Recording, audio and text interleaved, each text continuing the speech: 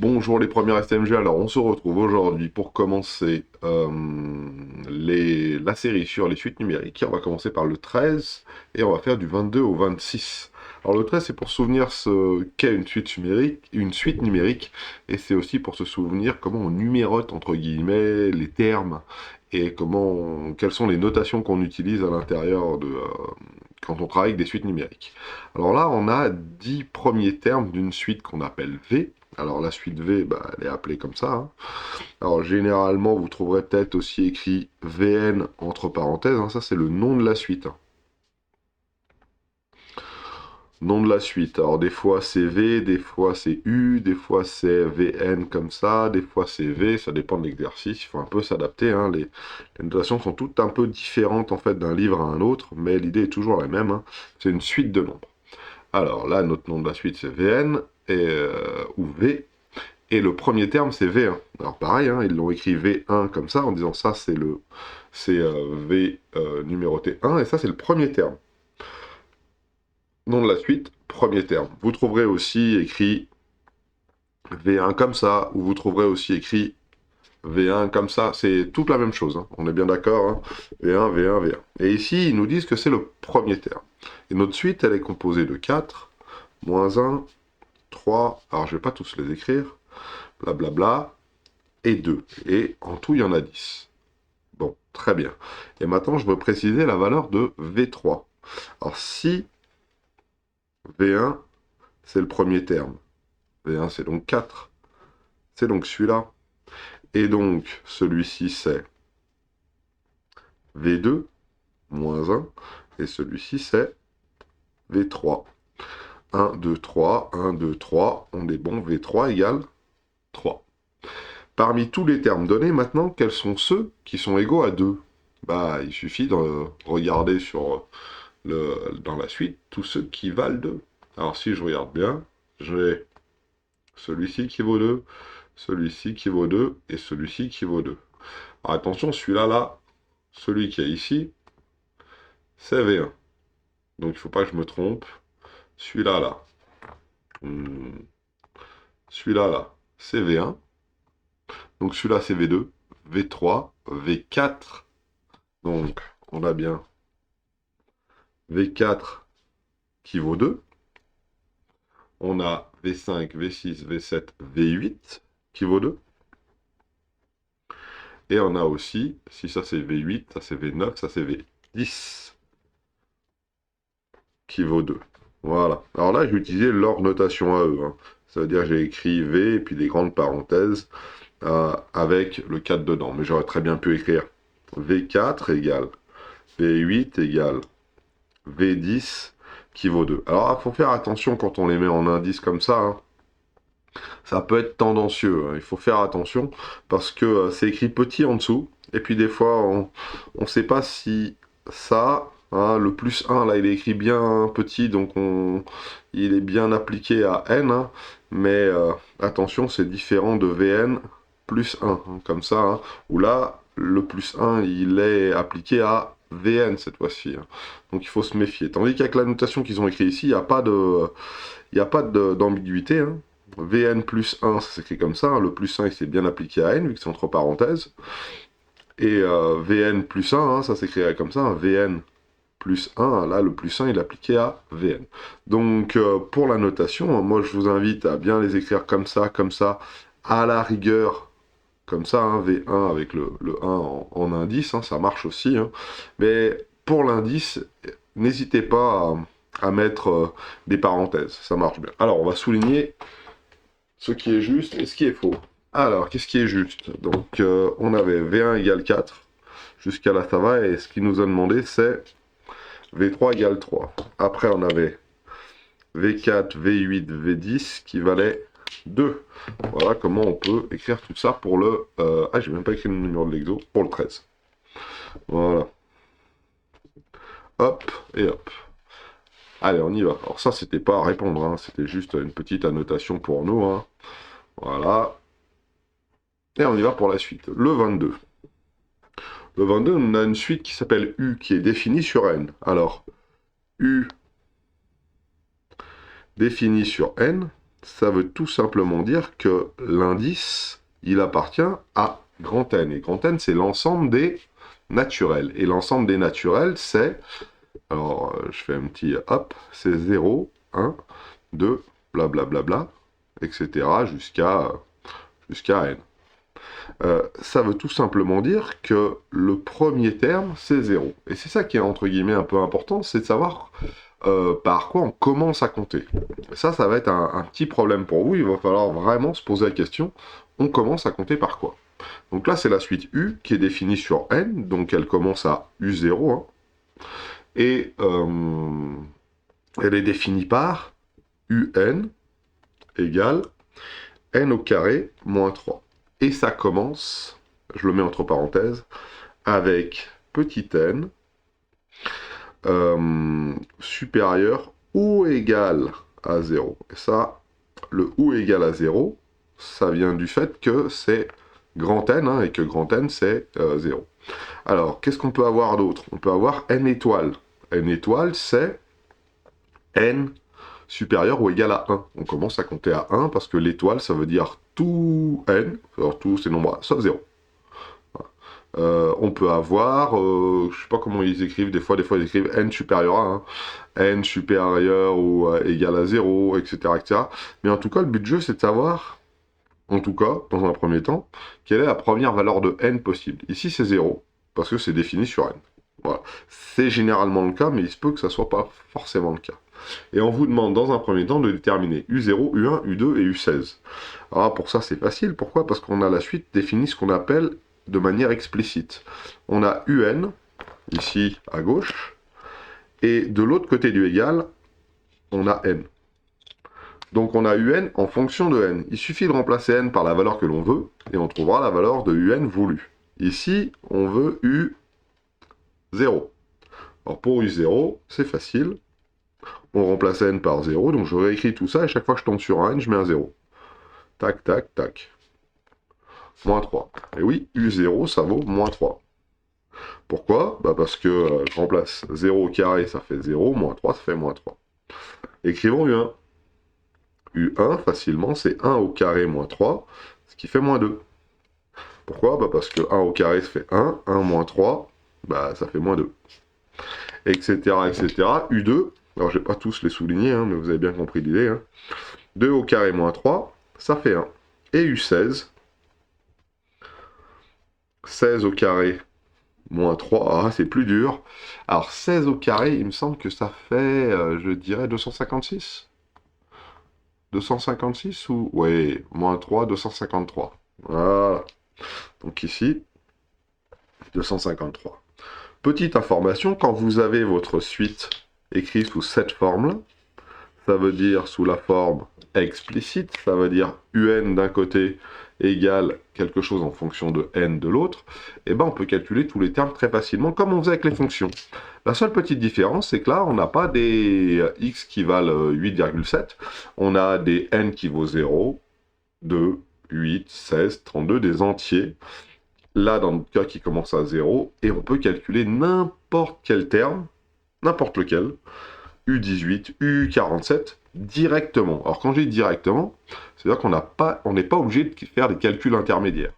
On va voir qu'il y a des définitions de suite qui sont un peu plus embêtantes, qu'on appelle des définitions récurrentes, où on a besoin de calculer les termes précédents pour avoir le suivant. Alors là, 22, c'est bon. Regardons celle-ci pour le 23, même principe, c'est une suite,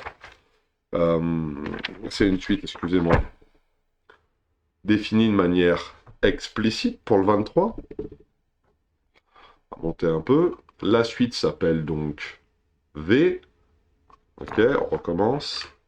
La suite s'appelle donc V, ici. Ok, on recommence. Je suis pas doué ce matin. La suite s'appelle donc V, et elle est définie par Vn égale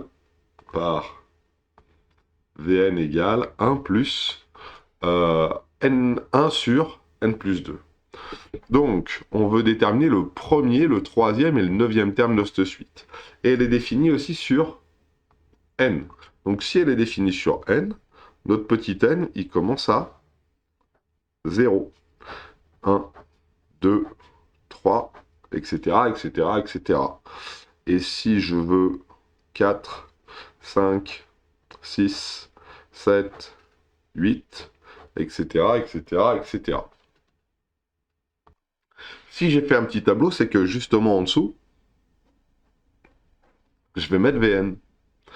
Et là, on va pouvoir assez facilement calculer les termes dont on a besoin. Par exemple, il nous demande de déterminer le premier. Et vous voyez que là, il y a un petit souci, entre guillemets, parce que les premiers, c'est pas V1. Le premier, bah, c'est V0. Ça commence à quoi? Ça commence à 0, vu que c'est défini sur n. Donc le premier terme, c'est V0. Et V0, ça se calcule en remplaçant n par 0. Donc ici, n vaut 0, et il me reste ça. Hein, Vn, le n vaut 0, et j'ai remplacé par 0. Ce qui me donne 1 demi. Donc mon premier terme, c'est... Ah, j'ai écrit petit. Mon premier terme, c'est bien celui-là. Mon troisième terme, eh ben, j'ai qu'à regarder mon tableau. Mon troisième terme, bah, premier, deuxième, troisième, c'est celui-là. C'est V2. Et V2, c'est 1 sur 2 plus 2. Ce qui fait 1 quart. Je remplace n par 2, ici. Hein. Là, j'ai n qui vaut 2, donc 2, 2, 1 quart. Donc assez facilement, ici, j'ai 1 quart. Donc vous voyez que c'est pas difficile en soi. Hein. V2, c'est 1 quart. V0, c'est 1 demi, etc., etc., etc. Hop, comme ça. Là, la difficulté, c'est de se dire, c'est quoi le troisième terme? Et bien, si je commence à compter de 0, le troisième terme, c'est 2. C'est V2. Et le neuvième terme, donc si vous avez bien compris le neuvième terme, ici, ça va être donc V8, comptons, 1, 2, 3, 4, 5, 6, 7, 8, 9, le neuvième terme, V8, 1 plus 8 plus 2, voilà, ce qui va faire 0,1, 1 dixième, 0,1. Alors je peux bien sûr écrire sous la forme comme ça, j'aurais très bien pu laisser un dixième hein, aussi, hein. Ça posait pas de problème, ça marche aussi. Voilà pour le 23, hein, c'est pas bien dur. Là, attention, hein, le neuvième terme, c'est V8, vu qu'on commence à compter à 0. Hein, c'est ce qui est écrit. Donc il faut bien qu'on regarde quel est l'ensemble de définition de la suite, entre guillemets, ça veut dire quelle est la première valeur de n, et, et pas se tromper. Alors 24, pareil, cette fois-ci la suite elle s'appelle W, alors pour l'instant je vais l'écrire peut-être. Wn, c'est égal à moins 3n plus 2. Et maintenant, on veut les termes de rang 0, 1 et 9. Alors là, il n'y a pas de problème. Rang 0, ça ne veut pas dire le zéroième. Le rang 0, ça veut dire W0. Donc vous voyez que c'est plus pratique de parler de rang 0, rang 1, rang 2, rang 3, que de premier, deuxième, troisième, quatrième. Parce que premier, deuxième, troisième, quatrième, ça dépend de la première valeur de n. Tandis que rang 0, ben on sait, c'est n égale 0. Rang 0, c'est n égale 0. Et W0, ça nous donne donc, bah là, pareil, hein, c'est défini de manière explicite. Hein. On a bien Wn en fonction de n, on a bien Wn, puis de l'autre côté, on n'a que des n. Donc, on remplace, moins 3 fois 0 plus 2, ce qui fait 2. Après, je veux le rang 1. Eh ben, c'est W1. Voilà. Moins 3 fois 1 plus 2. Ce qui fait d'abord les fois, après les plus. D'abord les fois, donc 3 fois 1, moins 3 fois 1, moins 3 plus 2, moins 1. Et 2 rangs 9, je crois, c'est ça? Ouais, 2 rangs 9. W9, moins 3 fois 9 plus 2. Alors, 9 fois 3, 27, il me semble. Moins 27 plus 2, moins 25. Voilà. Donc le rang 0, hein, ça veut bien dire n égale 0, W0 qui vaut 2. Le rang 1, W1. Le rang 9, W9, moins 25. Vous voyez, le vocabulaire, le rang, le énième terme, le nom de la suite, etc., etc., etc. Tout ça, il faut savoir maîtriser tout ça. Le 25, maintenant, voilà. La suite UN est définie. Alors, vous voyez, là, maintenant, ils l'ont appelé UN, c'est vilain garnement. Voilà, la suite UN, hein, c'est son nom, hein, est déterminée telle que U0 vaut 2, donc apparemment petit n vaut 0 au départ, hein, vu qu'on a un U0, on verra bien, hein. U0 vaut 2, et chaque terme est le carré du précédent. Ça veut dire que si je prends le terme suivant, c'est le carré de celui d'avant. Donc il faut que j'appuie sur la touche carré ici. 2 au carré, ça fait 4. 4 au carré. Comment ils l'ont écrit? Ah, ils l'ont écrit comme ça en plus. Alors U0 comme ça, U1 comme ça. Hein. Si j'appuie sur la touche mise au carré, 4 x 4, ça fait 16. U3, 16 au carré, ça fait 256. Donc vous voyez, l'idée, c'est, si je veux calculer U3, je vais avoir besoin de U2. Là, le rang là, qui est ici, là, et ben, entre guillemets, il ne va pas intervenir dans le calcul. C'est le carré du précédent. Donc il faudrait que je prenne le nombre précédent et que je le mette au carré. Et il nous demande de déterminer U1 et U2. Bah ça y est, c'est fait. Hein. Si je prends U1 et U2, voilà comment ça se note. Hein. U1 vaut 4 et U2 vaut 16. À chaque fois, je mets au carré. Alors c'est quoi ça là? Bah, c'est simplement la touche mise au carré. Hein. Alors j'aurais très bien pu écrire X au carré, mais cette touche-là, mais c'était pas ce qui m'intéressait le plus. Alors regarde un petit astuce. 2 au carré, ça fait 4. Après, j'ai juste appuyé sur la touche carré, et ça me fait le suivant. Et si je rappuie encore sur exe, ça me fait le suivant. Et là, j'ai tous mes termes. 4, 16, 256, etc. Et vous doutez bien que ça va croître très très vite, hein, parce que mise au carré, hein, ça fait des nombres très très grands, surtout quand le premier est un nombre plus grand que 1. Voilà pour ce 25 qui n'était pas très dur. Et maintenant, le 26, c'est celui où je voulais en venir avec vous. C'est... Et alors, pour le coup, excusez-moi, une autre petite chose à dire pour le 25, ça c'est une suite définie de manière récurrente. Pourquoi? Parce qu'on utilise le précédent pour pouvoir avoir le suivant. Alors, je voulais vous faire un petit topo. U0, U1, U2, blablabla, UN et UN plus 1. Donc si j'ai un terme ici qui s'appelle UN, le suivant c'est bien UN plus 1. U0, U1, U2, U3, U4, jusqu'à une certaine valeur UN qu'on ne connaît pas, et puis le suivant de UN, c'est UN plus 1, et puis il y en a d'autres après derrière, ok. Mais je me suis arrêté au milieu de la suite là, et puis je me suis intéressé à un terme qui s'appelle UN, et UN plus 1, c'est le suivant. Et vous voyez comment je l'ai écrit, hein? Je l'ai écrit comme ça. J'aurais même dû mettre des petites parenthèses. Alors pourquoi je l'ai écrit comme ça? Parce que dans l'exercice, c'était écrit comme ça. Et pour passer de U0 à U1, j'ai utilisé la touche carré. Donc U1, c'est bien U0 au carré. U2, c'est bien U1 au carré.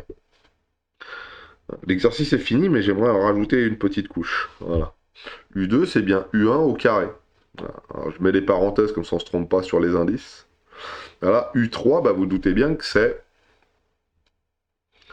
U2 au carré. C'est le carré du précédent. Donc U2, c'est le précédent de U3. Et puis voilà. Et maintenant, regardez ce qu'on peut écrire. UN, son précédent, c'est quoi? Bah, c'est UN moins 1 au carré. Et là, on a écrit la relation de récurrence. Sauf que c'est pas exactement comme ça qu'on l'écrit. On préfère écrire le suivant par rapport au précédent. Et le suivant, c'est lequel? Eh bien, c'est UN plus 1. Donc, UN plus 1, si je veux le calculer, il faut que je prenne UN, celui d'avant, et que je lui mette un carré dessus. Là, on a écrit notre relation de récurrence entre UN plus 1 et UN, entre le précédent et le suivant. Donc elle est très simple, je vous l'accorde. Elle définit comment on fait pour pouvoir passer au terme suivant. Il ne faut pas oublier pour la définition de la suite de dire par quoi on commence. Et on aura la définition d'une suite récurrente. Alors celle-ci est assez simple, mais elle a le mérite au moins de vous expliquer, de bien vous montrer que pour passer de là à là, hein, on appuie sur la touche carré. Ça veut dire que UN plus 1, c'est bien UN qu'on a mis au carré. Voilà. Maintenant, on va faire le 26, qui est un tout petit peu différent. Mais vous allez voir que c'est pas bien difficile non plus. Et Alors la suite ici, elle s'appelle Vn. Donc pareil, hein, ils l'ont appelé Vn comme ça, entre guillemets correctement. Entre parenthèses, Vn, ça veut dire c'est la suite Vn. Elle est définie sur n. Donc, définie sur n, ça veut dire que, entre parenthèses, n commence à 0, hein, n supérieur ou égal à 0. Par son premier terme, V0, bah ça tombe bien. On a dit que n devait être supérieur ou égal à 0, donc ici on va avoir V0. Et V0, on a dit qu'il valait quoi? V0 qui vaut 3. Alors, pareil, hein, je mets des parenthèses pour pas me tromper hein, dans l'écriture, mais je peux les enlever si je veux. Et la relation, c'est Vn plus 1. Alors vous voyez que là, c'est vous allez vite comprendre. Hein, Vn plus 1 qui vaut 2 fois Vn moins 1. Vous voyez, ce moins 1 là, il s'applique à 2 fois Vn. Il ne s'applique pas à n ici. Ce plus 1 qui est ici, il s'applique à n. Il ne s'applique pas à Vn. Vn plus 1, ici, c'est le terme d'avant. D'après, et Vn, c'est le terme d'avant. Ça veut dire que si je refais mon petit dessin, V0, qui vaut 3, V1, V2, V3, blablabla, bla, bla, bla, Vn, Vn plus 1, il est là. Voilà. Comment je fais pour passer d'un terme à un autre? Eh ben, il faut que je prenne Vn, que je le multiplie par 2 et que j'enlève 1. Donc ici, le calcul qu'il faut que je fasse, c'est fois 2 moins 1, fois 2 moins 1, fois 2 moins 1, fois 2 moins 1, fois 2 moins 1. Vn fois 2 moins 1, 2 fois Vn moins 1, ça fait bien Vn plus 1. Voilà, alors ça c'est symbolisé. Maintenant, comment on fait pour calculer nos termes? Eh ben, on pourrait utiliser ça, mais on va essayer de l'écrire un petit peu plus de manière algébrique. Par exemple, pour n égale à 0, la relation précédente s'écrit V1 est égal à 2 fois V0 moins 1. Déterminer V1 à partir de cette égalité. Bon, alors, déjà regardons la relation précédente. Regardez ce que je vais faire. Vn plus 1 égale 2 fois Vn. Attention, les parenthèses correctement, Cédric. 2 fois Vn moins 1. Je vais mettre n égale 0. Si je mets n égale 0 ici, je vais remplacer n par 0 dans cette écriture-là. Donc chaque fois que je tombe sur un n, je remplace par 0. V, n, bah, je remplace par 0. 0 plus 1, bah, ça fait 1. Est égal à 2 fois V, je tombe sur un n, je remplace par 0, moins 1. Et voici la relation que l'on a. Donc là, la chose troublante est la suivante. Si on remplace n par 0, on ne va pas calculer V0. On va calculer le suivant, V1. Pourquoi? Parce que V0 il nous a déjà été donné. V0, ça vaut bien 3. Et que la relation de récurrence, elle nous donne le suivant par rapport au précédent. Donc si vous remplacez n par 0, vous calculez le suivant de 0. Et le suivant de 0, c'est 1. Donc vous calculez V1. Donc vous voyez que ma relation de récurrence qui était donnée dans l'énoncé, c'est bien ça. Si je prends n qui vaut 0, eh ben ça me donne ce genre de choses. Alors là, je le mets en tout petit, hein. 0 plus 1. Voilà. Et avec ce genre de choses, je peux calculer V1. Donc si je calcule V1, ça me donne, alors je vais l'écrire ici, hein. V1, c'est donc égal à 2 fois V0. V0, on a dit que ça valait 3, donc 2 fois 3 moins 1, ce qui fait donc 5. Et en effet, fois 3 moins 1, ici ça fait 5. 2 fois 3, 6, moins 1, 5. Donc V1, c'est bien 5, ce que j'ai écrit ici. Maintenant, comment je fais pour V2? Bah, si je veux V2, il faut que je fasse 2 fois V1 moins 1. Ou que je prenne, par exemple, n égale 1. Si je prends n égale 1, je réécris ma relation en bleu ici en remplaçant n par 1. Et ce qui me donne V1 plus 1, ce qui, dans l'ensemble, fait donc V2. Et je réécris ce qu'il y a derrière. 2 fois V1 moins 1. Alors attention à ne pas se tromper. Hein. Ici, j'ai mes n qui vaut 1. Donc j'ai remplacé par 1 ici, j'ai remplacé par 1 ici mes valeurs de n. Et je vais pouvoir faire mon petit calcul. Pourquoi? Bah parce que V1, je l'ai. V1, je viens juste de le calculer juste au-dessus, c'est 5. Donc ça fait 2 fois 5 moins 1. Et 2 fois 5 moins 1, ça fait 9. Vous voyez V1 qui est ici, là. Alors je vais peut-être le faire en vert, celui-là. V1 qui est ici, il se retrouve là. Il se retrouve, hein. C'est le même que celui-là et celui-là. On est d'accord? Donc on utilise le précédent pour calculer le suivant. Donc ici, j'ai 9. Alors je ne connais pas la question, mais je continue. N égale 2, ça fait V2 plus 1. Donc si j'ai N égale 2, je vais calculer donc V3. V3 égale, je l'écris en dessous, hein, mais vous avez bien compris que je pouvais l'écrire à la place directement. Hein. Là j'en fais des caisses, hein, vous n'êtes pas obligé d'en faire autant. Hein. 2 fois V2 moins 1. V2 ça tombe bien, on l'a, il est là. Donc ça fait 2 fois 9. Moins 1, 17. Ça fait 9, 18, moins 1, 17. Donc ici, 17, blablabla, bla, bla, bla, etc., etc., etc., jusqu'à la fin des haricots. On a utilisé le précédent, donc, pour pouvoir calculer le suivant. C'est des suites qu'on appelle récurrentes. Maintenant, on peut peut-être se poser la question de savoir qu'est-ce qu'il nous demande. Il nous demande de calculer V1. Bon, on sait calculer V1, ça vaut 5. Écrire cette relation pour n égale 1. On vient de l'écrire, hein. V2 est égal à 2 fois V1 moins 1. Et ça fait donc 2 fois 5 moins 1, ce qui fait 9. Calculer V3, on vient de le faire hein, de la même manière, hein, 2 fois V2 moins 1, etc. etc. Vous pouvez l'écrire de manière un peu plus simple. Regardez, moi j'aime bien écrire V0 égale 3. Voilà. Et puis j'écris mes relations directement. V1, c'est 2 fois V0 moins 1. Hein. Je prends celle-ci, je la réécris, je remplace 1, 0. Le suivant, le précédent. Voilà. V2, c'est 2 fois le précédent de V2, c'est V1. 2 fois V1 moins 1. Le précédent de V3, c'est V2. Donc V3, V2, hop, moins 1, etc., etc. Puis après, je peux faire les calculs. Hein. 2 fois V0, j'ai dit que ça faisait 3. 2 fois V0, alors V0, l'écrit ici, hein, ça fait 3. Moins 1, ce qui fait 5. Après, 2 fois V1, ça fait 2 fois V1, ça fait 2 fois 5, moins 1, ce qui fait 9. 2 fois 9, moins 1, etc., etc., etc., etc. Et là, à contrario d'une suite définie de manière explicite, on est obligé de calculer tous les termes pour avoir, par exemple, V10. Si je voulais V10, je suis obligé d'avoir V9, le précédent. Si je veux V9, je suis obligé d'avoir V8. Et je suis obligé d'avoir V7, V6, V5, V4, V3, V2, V1, V0. Ah, ça tombe bien, V0, il nous le donne. Donc, voilà. Voilà comment ça marche. Et s'il ne nous donne pas V0, on ne peut pas calculer la suite. Hein. Il nous faut bien un point de départ, un terme au moins pour pouvoir calculer les suivants.